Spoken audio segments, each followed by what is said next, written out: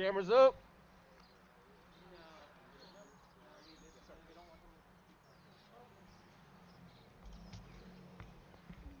Good afternoon, everybody.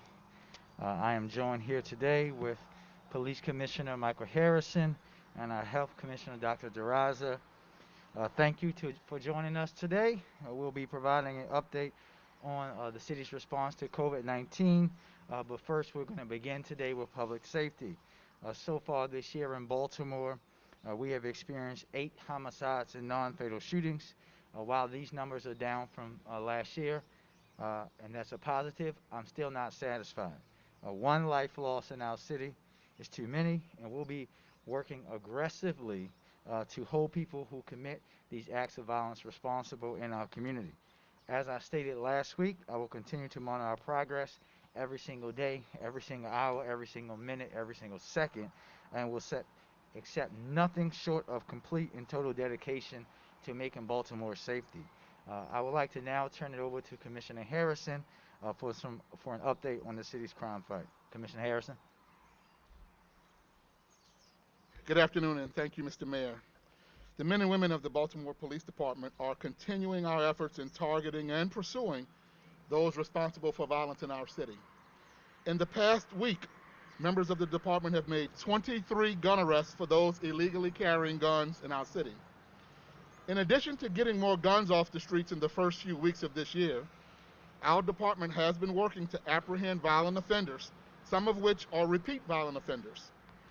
Over the past 7 days, we've made over 60 felony arrests for violent crimes to include attempted murder, shootings, drug distribution, armed robbery, and carjackings. Now, while violent crime numbers appear to be trending in the right direction, we know that it is only the beginning of the year, and more will be announced in our efforts to continue reductions throughout 2021. We understand there's much more work to be done, and I can assure you that this department will not rest as long as families continue to lose loved ones and find themselves victims of senseless violent crimes. Last week, we announced the identities of 5 individuals wanted for various violent warrants. We continue to ask for the public's help in apprehending those responsible for the heinous crimes. Those crimes are murder, rape, armed robbery, and assault. Again, those 5 individuals are 43-year-old Kente Gwatney, wanted on 5 open warrants to include rape. 30-year-old Sean Williams, wanted on 4 open warrants to include assault and burglary. 34-year-old Lawrence Scott, wanted for rape. 43-year-old Rodriguez Woodland, wanted for first-degree assault. And 27-year-old Christopher Jones, wanted for multiple charges to include armed robbery. In addition to these individuals, our detectives are still seeking to identify a suspect who is wanted for the double murder that occurred on Monday, December 21st in the 1200 block of West Pratt Street. 41-year-old Natalie Wright and 36-year-old Cherie Armstead were killed while sitting in a vehicle. These women were mothers, they were daughters, they were sisters who were loved by a lot of people. So there is currently a $4,000 reward for any information leading to an arrest or conviction of any person responsible for taking the life of these 2 women. If you know the whereabouts of any of these suspects, you can call Metro Crime Stoppers tip line at 1-8667-LOCKUP. You can also call anonymously or text the tip rather by visiting the Metro Crime Stoppers of Maryland website. Again, I want to emphasize our dedication to bringing justice to those responsible for violence in our city, and together we will make Baltimore a safer and stronger city. Thank you. Thank you, Mr. Commissioner. And before we go any further, I think it's really important for us to understand, and I want the press and everyone to see this. Uh, this is Cheryl and Natalie. These are 2 women that were murdered on the streets of Baltimore. They were mothers. I had the pleasure of meeting their families and spending time with them, meeting some of their children. Imagine the pain of a young person who will never see their mom again. Imagine the pain of a grandmother who now has to care for her grandkids and deal with their grief and pain as she is dealing with the grief and pain of losing a child. And anyone in the city who can help us identify this person This person who cowardly shot down two women on the streets of Baltimore City, we need you to step up. Step up for those children. Step up for their mothers. Step up and do the right thing. Our detectives are working hard. Nothing will ever impact you the way of staring in the eyes of a child who has lost their mother to gun violence. You don't want to know that pain. You don't want to see what that looks like on the face of a young child the way I have to.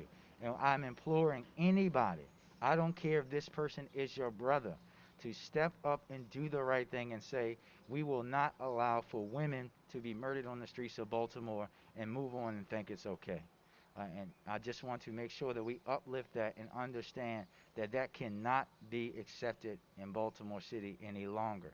Again, these were mothers with children, little children, teenagers, who will never see their mom again because some coward decided to kill and shoot them.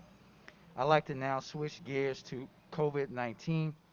As of yesterday, earlier, we had 34,902 cases of COVID-19 in Baltimore City, 435 people hospitalized with COVID-19 in Baltimore. Our ICU utilization rate is at 91%. That's 91%. Our acute care utilization rate is at 90%. And we are now at 685 deaths in Baltimore City. We are clearly not where we would like to be with these numbers. Unfortunately, we are still seeing the impacts of New Year's Eve in our data. And after evaluating where Baltimore is with its cases, positivity, hospitalization, and deaths, with the health commissioner and our hospital partners, I made a determination that there will not be any announcement changing the city's current COVID-19 guidelines at this time. I will work with Dr. Duraza and our hospital partners to continue monitoring this situation daily and reassess the situation by middle of next week. I want all of our, in particular, all of our restaurant owners and our restaurant workers to hear this and know that I hear them. Uh, I feel their pain. The inability for them not to work or run their business is one of the things that keeps me up at night. And again, these are not decisions that I made lightly. Uh, I will be pulling together a group of restaurant owners over the weekend to talk about the data, the impact, both health and economic on them, and how we can work together for a plan forward. I know that we're all anxious to get back to some shape of normalcy, but we continue to take precautions as the data determines it's safe to reopen. We will. These actions we take to get today will help protect the ones that we love so that we can all be together in the future. And we know just yesterday the Circuit Court ruled in favor of the City of Baltimore and the guidelines that we've established. We will continue to make recommendations and decisions based on those guidelines. We're not celebrating. That's not a victory. We're not celebrating. We're just simply saying that we are going to continue to operate under the guise of public health. Um, I'd like to now turn over to vaccines. Over the last week, the health department has administered its first doses of vaccine to seniors, first responders, our healthcare workers. Dr. Duraza was vaccinated, who have been on the front lines of the pandemic since day one. Yesterday, Governor Hogan announced that Maryland would move to phase 1B of the state's COVID-19 vaccination plan. The city is in 1A. We are working to update our vaccine distribution plans based on the governor's announcement yesterday. Even my administration is completely focused on ensuring that the vaccine is distributed both efficiently and equitably across Baltimore. I'm going to turn it over to Dr. Duraza for more information about where we stand with COVID and vaccines in Baltimore. Dr. Duraza? Good afternoon, and thank you, Mayor Scott, for continuing to lead and inform the public about our COVID-19 response here in the city. I'd like to briefly share the data on key COVID-19 metrics in Baltimore. As of yesterday, as Mayor Scott mentioned, we have lost 685 lives to COVID-19, and we're averaging almost 5 deaths per day. This is an increase from where we were 4 weeks ago of 43%. We have a total of 34,902 cases here in Baltimore, and we've seen 1,380 more cases in Baltimore since where we were last Friday. Our latest 7-day average new case count is 234, 12 more cases per day from where we were a week ago, but down 6% from where we were 4 weeks ago. Our latest 7-day average positivity is 6.3%, an increase of 5% from 4 weeks ago. As Mayor Scott mentioned, our hospital utilization rates remain very high, with ICUs at 91% capacity and our acute care units following closely behind at 90% capacity. Our case data over the last month saw a slight dip in new cases towards the end of December, only to see another spike in cases in the first week of January. We believe this roller coaster trend line may correlate to early successes of reducing new cases thanks to our phase 1 restrictions, but that a surge of new cases stemming likely from Christmas and New Year's led to spikes shortly post-holiday. We are continuing to monitor the data and will continue to provide updates on the trends around our key metrics. As always, for up-to-date information, please visit coronavirus.baltimorecity.gov.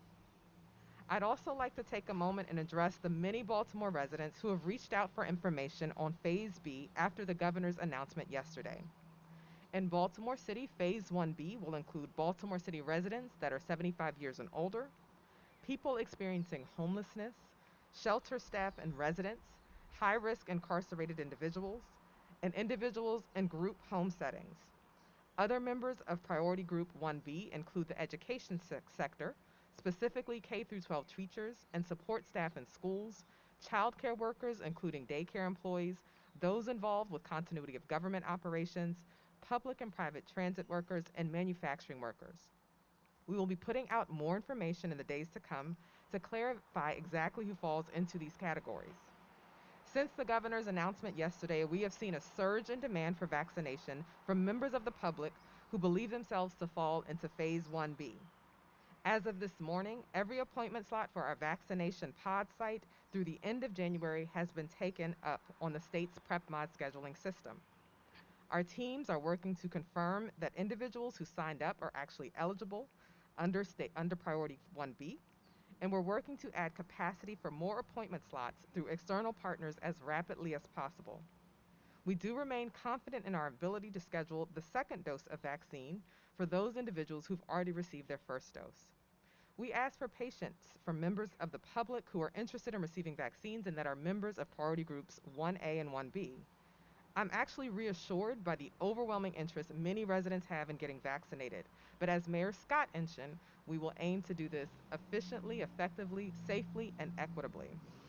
Information related to our vaccination rollout will be made available on our website at coronavirus.baltimorecity.gov/COVAX, COVAX, as well as on our social media beginning early next week. In the meantime, please continue to wash your hands, maintain social distancing, and wear a mask in public to reduce the chances of disease transmission. Thank you. Thank you, Dr. DeRosa. And even as we add capacity for additional staffing and sites, it will take time for everyone to get vaccinated because of our reliance on the doses available to us and available to us via the state and from the state from the federal government. That said, we will continue to work double time to expand our distribution plan and begin administering the COVID-19 vaccine to more Baltimoreans. Earlier today, I met with Governor Hogan and asked for his partnership to build our capacity as one of Maryland's most densely populated jurisdictions and one with a high proportion of healthcare workers who need to be vaccinated. I asked the governor for flexibility that will allow external partners to administer vaccines to help us increase our vaccination numbers. He agreed to allow Baltimore to work with private sector partners to build our capacity. I also requested the governor's partnership to establish mass vaccination sites similar to the mass testing sites that we stood up in Baltimore and that we work collaboratively with the state on. He was open to working together on this, and we expect to have announcements to follow as we work to expand our ability to vaccinate our residents, and we are thankful to the governor for being open to that. I also flagged issues with the governor with the state's online PrepMod system which, among other issues, raised equity concerns around the ability of older adults to make appointments and access the system, as it is all online. And I look forward to sharing a status update on these requests and the partnership with the governor and his team as we continue to work together over the next few days and weeks. And at this time, we'll take some questions.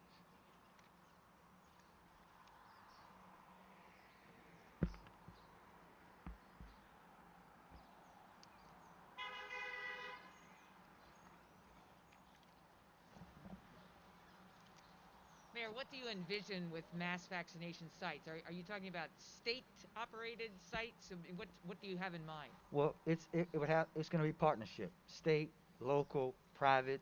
I know that we have both reached out thinking about stadiums and things like that, and we're going to be having an announcement further, Jane. But it's something that we know and we agree that has to be done. So both of our teams will be working collaboratively to make that happen. Dave, yes, sir. Dave from Channel 2. In relation to the meeting you're supposed to have this weekend with those restaurant owners, can you give more information? Who are they? How did you select them?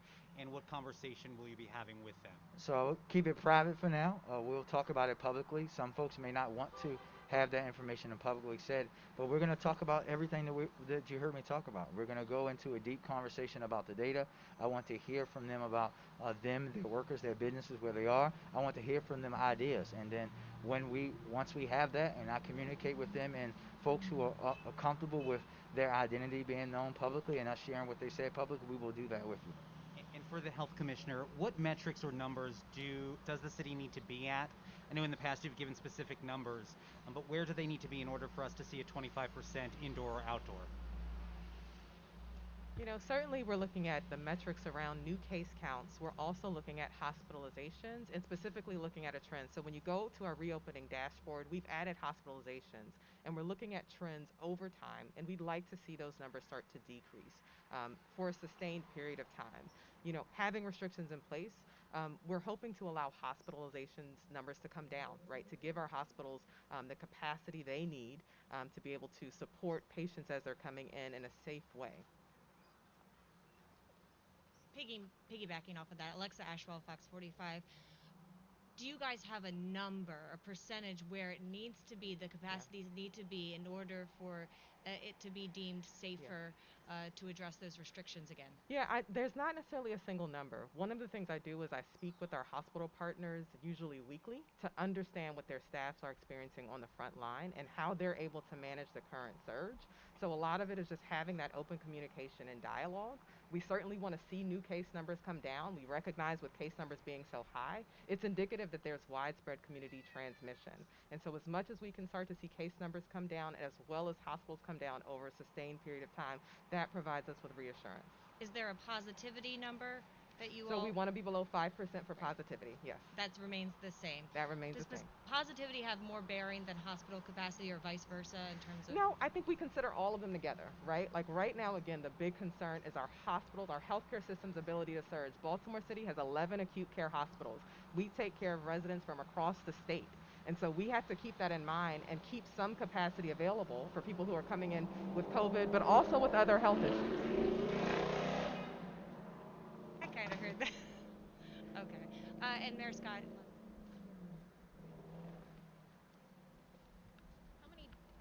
how many doses of the vaccine has the city given out, and how many are on hand at this point? We are over 3,100. I want to say 3,142, but we can confirm that for you. Do you know how many more on hand? Oh, that how can be many more distributed? on hand? I'm sorry.